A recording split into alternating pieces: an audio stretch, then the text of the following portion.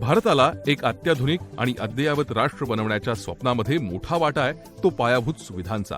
फक्त नागरी वसाहतींचीच बांधकामं नाही, तर माणसाच्या जगण्याच्या सुखसोयी निर्माण करणं आणि नवनिर्मितीबरोबरच पुरातन वस्तूंचं जतन, त्यांचा जीर्णोद्धार करणं, या सगळ्या बाबी सिव्हिल इंजिनिअरिंगच्या अभ्यासक्रमामध्ये मोडतात. सद्यस्थितीमधील उद्योगांच्या गरजांचा अभ्यास करून अभियांत्रिकी म्हणजेच इंजिनिअरिंगचा पदविका अभ्यासक्रम महाराष्ट्र राज्य तंत्र शिक्षण मंडळानं तयार केलाय.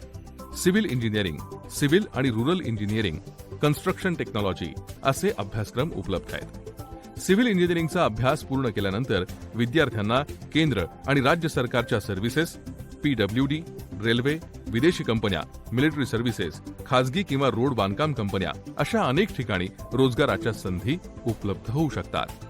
त्याचबरोबर महत्त्वाचं म्हणजे स्वतःचा उद्योगही सुरू करू शकतात. सिव्हिल इंजिनिअरिंगचा अभ्यासक्रम पूर्ण केल्यानंतर पदविका प्राप्त विद्यार्थ्यांना खालील जबाबदाऱ्यांवर काम करावं लागतं.